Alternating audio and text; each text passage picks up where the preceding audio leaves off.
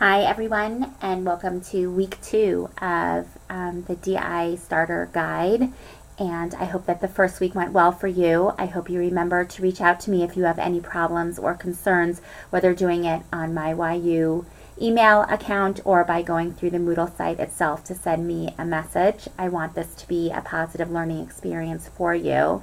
I hope that you created great learner profiles, and when I do it with my own class, or when I've done it with my own class as a kindergarten teacher, I actually send them electronically. One version goes to the parents and one goes to my students.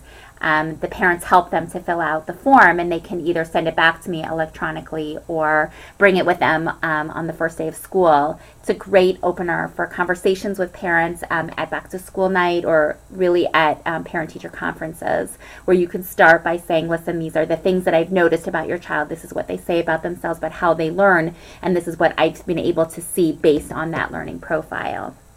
This week we're going to take it a little bit further into your classroom by going into different ways that you can reach different learning styles, different styles of learners in your classroom. You're going to take a learning style quiz to discover what your learning style is, and it's my hope that as you do so, you will be able to recognize that oftentimes we teach to our own style of learning. So if I am a tactile learner, if I need to be more hands-on with my own learning, I tend to give directions that reflect that. Or if you're a visual learner, you might present your directions on the board. If you're an auditory learner, you might always present them, just giving them the directions and not offering them the choice of seeing them on a piece of paper or on your whiteboard or your smart board.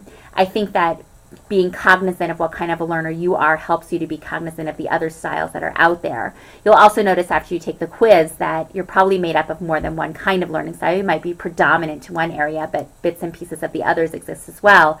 And as you plan lessons, you should take that into account.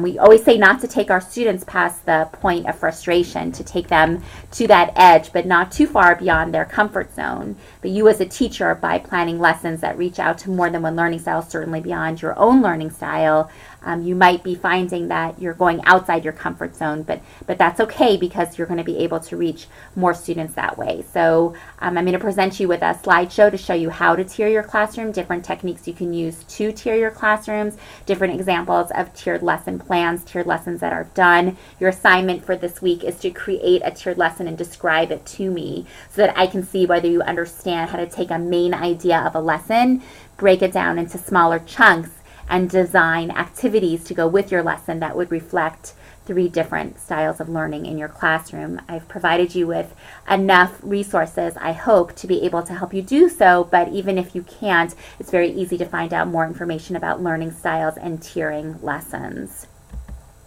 I want you to always be asking yourselves these questions as you teach, and I don't think it's reflective of a differentiated instruction classroom as much as it's reflective of a good reflective teacher, a teacher that is proactive in his or her craft. I think that when I first learned about differentiated instruction, that was the first piece that I took with me, to take the time, even if it's the 10-minute car ride home, or getting ready for school the next morning, when you reflect on, have I tried my best? Have I reached out to more students? And these questions help you to do that. What have I done recently that improves or expands student learning?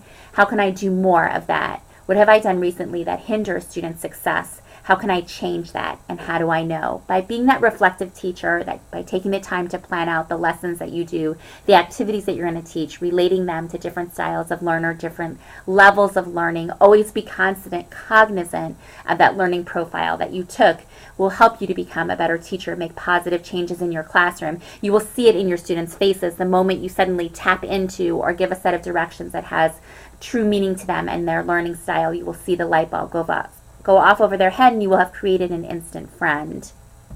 I leave you with one piece, a YouTube of differentiated instruction that shows you many ways that you can bring it into your classroom, many ways that you can help your students become better learners, easy, simple solutions, some more challenging than the others. I always say that when you start to do something new, you can have the 5-minute, the 5-day, or the 5-week challenge. The 5-minute challenge is something that would take you 5 minutes to plan. Maybe it's organizing the desk in your classroom. Maybe it's quickly dividing them into groups of ability, or maybe it's allowing them to partner up.